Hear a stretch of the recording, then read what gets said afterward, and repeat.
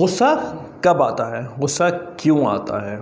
जब भी इंसान को किसी से कोई खौफ, थ्रेट या डर महसूस हो या उससे कोई ऐसी बात पूछी जाए जिसके बारे में उसे ना पता हो और उसे ये इम्प्रेशन देना हो कि उसे वो चीज़ आती है, तो ऐसे टाइम पे इंसान को गुस्सा आता है, फ्रस्ट्रेशन होती है।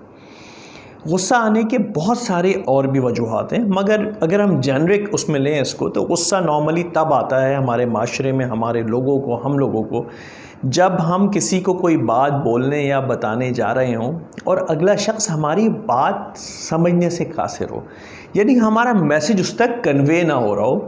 तो ऐसे में हमको गुस्सा आता है कि हमारी बात आगे क्यों नहीं समझी जा रही है। बहुत कॉमन है गुस्सा आना, ऐसे लम्हात में बहुत कॉमन है।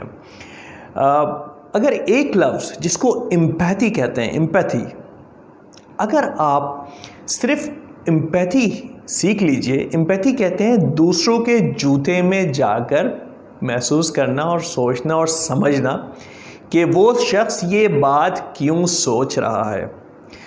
हज़ूर सल्लल्लाहु ताला अलैहि वसल्लम ने अपनी सारी ज़िंदगी गुजार दी, मगर उन्होंने उनकी ज़िंदगी की तालीमात से हमें ये सीखने को मिला कि जब ताइफ की पहाड़ियों के दरमियान उन पर पत्थर बरसाए जा रहे थे कि उनके जूते खून से भर गए, और जब फरिश्ते हज़रत जिब्रील अलैहिस्सलाम उनके पास आए और उनसे आके कहते हैं कि या रसूल अल्लाह सल्लल्लाहु ताला अलैहि वसल्लम, अगर आप हुक्म दीजिए तो मैं इन दोनों पहाड़ों को दबा दूं और ये तमाम लोग इसके दरमियान दब के ख़त्म हो जाएं, जाबाक हो जाएं।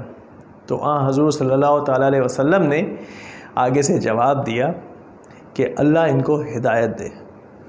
मुझे अब जाके ये चीज़ समझ में आती है कि हज़ूर सल्लल्लाहु ताला अलैहि वसल्लम ने ये बात क्यों की। मेरी इस छोटी सी अकल, इस छोटे से शऊर ने कुछ समझा है इस दुआ को लेके। अल्लाह हदी हज़ूर सल्लल्लाहु अलैहि वसल्लम बोला करते थे। अब इस चीज़ को मुझे अब जाके ये चीज़ समझ में आई कि वो ऐसे क्यों कहते थे। क्योंकि वो एम्पैथाइज़ करते थे, वो लोगों के शूज़ में जाके, उनके जूतों में जाके ये सोचते और समझते थे कि वो शख्स ऐसा क्यों कर रहा है और क्यों कह रहा है।